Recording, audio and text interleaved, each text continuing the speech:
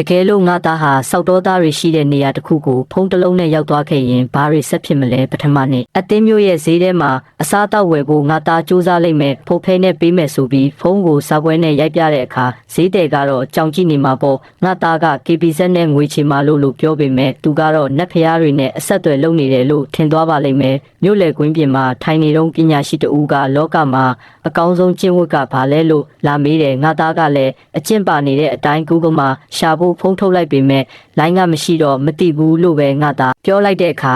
သူကဒါကိုအင်မတန်နဲ့တဲ့အတွေးခေါ်တစ်ခုလို့ထင်သွားပြီးငါသားကိုတနေ့ကုန်မေးခွန်းတွေလာမေးတော့တာပဲငါသားကဖုန်းကင်မရာကိုထုတ်ပြီးသူတို့ကိုဆက်ဖီးရိုက်ပြလိုက်တယ်သူတို့ရဲ့ရုပ်ပုံတော်ကိုဖုန်းထဲမှာပြန်မြင်ရတဲ့အခါတယောက်ကကြောက်လန့်တကြားအော်ဟစ်ပြီးနောက်တစ်ယောက်ကတော့သူ့ရဲ့ဝိညာဉ်ကိုငါသားကဖုန်းထဲထည့်ဖမ်းထားလိုက်ပြီးလို့ထင်သွားပါလေရောဒီသတင်းကလှိုင်းတရားတစ်မျိုးလုံးအထိပြန့်သွားတယ်သူတို့ငါသားကိုလာခေါ်ပြီးလှိုင်းတရားဆိုတာညှင်းခုန်နေတာထက်လက်ယုံရည်ကိုပဲဦးစားပေးတဲ့နေရာပေါ်ငါသားကိုတိုက်ပွဲကွင်းနဲ့တွန်းပို့လိုက်ပြီးငါသားရဲ့ပြိုင်ဘက်ကတော့ကြွသားဖူးထစ်တွေနဲ့လှိုင်းတရားကိုကြီးတယောက်ကျွန်တော်က Wi-Fi နဲ့ပဲအလုပ်လုပ်တာပါလို့ငါသားကရှင်းပြပေမဲ့သူကတော့ဂယုမဆိုင်ပါဘူးငါသားဟာတနည်းနည်းနဲ့အသက်ရှင်ကြံရစ်ခဲ့ပြီးခောက်ခက်လက်ကိုဖွင့်လိုက်တဲ့ရှုပ်ထွေးတဲ့ဂုံတွေပု္ပ္ပစာတစ်ခုကိုစက္ကန့်ပိုင်းတွင်တွက်ချက်ပေးလိုက်တဲ့အခုတော့သူတို့ကငါသားကိုတန်မာတယ်လို့မထင်တော့ဘူးငါသားဟာကိန်းကနန်းတွေကိုထိန်းချုပ်နိုင်သူလို့ထင်သွားကြပြီးဒါကပို့ပြီးတော့တောင်ကြောက်စရာကောင်းနေတယ်လို့ပဲငါသားဖုန်းရဲ့ဘက်ထရီကတပဲကျန်တော့တယ်လှိုင်းသားရခေါင်းဆောင်တွေရှေ့မှာနောက်ဆုံးဆွမ်းပြဖို့ငါသားကိုခေါ်လာတယ်ငါသားကဖုန်းကိုမြောက်ပြလိုက်တဲ့အချိန်မှာပဲဖုန်းကပိတ်သွားတယ်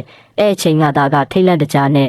ငါနိုးမအောင်စားဘူးလို့ပြောလိုက်ပါတယ်ခေါင်းဆောင်တွေကခေါင်းတညင်းငိမ့်နဲ့သဘောကျသွားကြတယ်သူတို့ကဒါကိုပညာရှိစကားလို့ထင်သွားကြတယ်ငါသား